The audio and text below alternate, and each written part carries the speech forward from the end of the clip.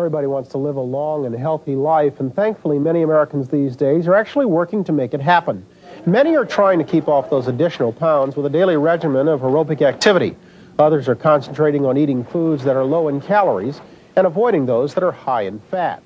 But in a new book called Sound Mind, Sound Body, Dr. Kenneth Pelletier argues that the secret to lifelong good health has more to do with living a positive, purposeful life than anything else. Dr. Pelletier, good morning. Good morning. You write in the book that the crucial question is, what is health? So let's start there. How do you define health? Before I began the book, I would have defined it very differently. Now it seems as though a life fully and well lived would be the most broad definition I could think of with regard to health. When I began writing the book, I actually had two people in mind. At one extreme was Bruce Jenner, the Olympic decathlon winner, who would represent our image of health.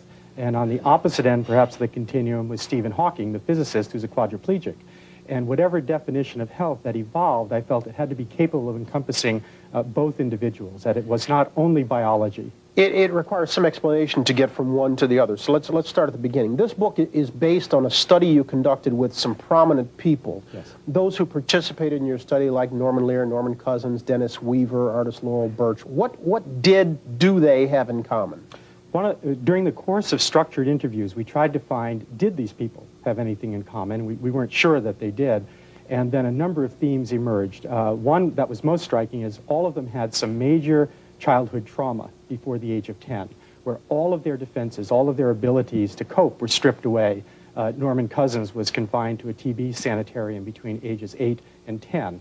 Laurel Birch was born with osteopetrosis, a rare genetic condition which turns the skeletal system to glass. Which isn't to say that you have to have a traumatic experience in order to have a healthy life. Right. Fortunately not. I don't think we need to have a traumatic event to have a healthy life, but they learned how to cope at a very early age, and later on, with adulthood crises, always went back to that time and remembered they had an ability to make it through. So for those of us perhaps that didn't have a trauma, or those of us that have, it indicates that we can cope better. There's a positive response. Let me pick a fight. By picking the rich and famous as you did, didn't you stack the deck? I mean, if you'd have taken an average person who arguably had less access to good medical care and less leisure time to pamper themselves, wouldn't your results have been markedly different? That's actually a great question, and we considered that. The reality is very, very few of the individuals in our study, they've acquired great wealth. A few of them inherited great wealth, David Rockefeller, Gordon Getty. But the majority, vast majority of the individuals really were born, in some cases, very, very poor.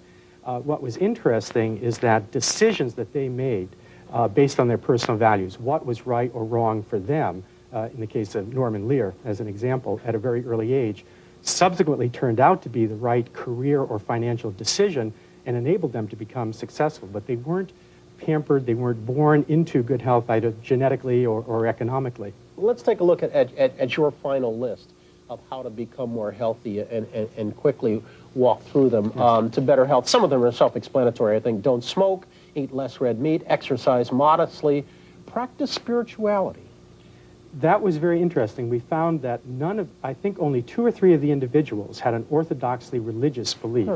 But all of them were uniformly spiritual, defined as perceiving themselves of having a sense of purpose and a universe that has a purpose. Most notably, Dennis Weaver, I think, best expressed that orientation. Practice altruism, get medical checkups, and help me out on this one, learn internal quietude. Yes.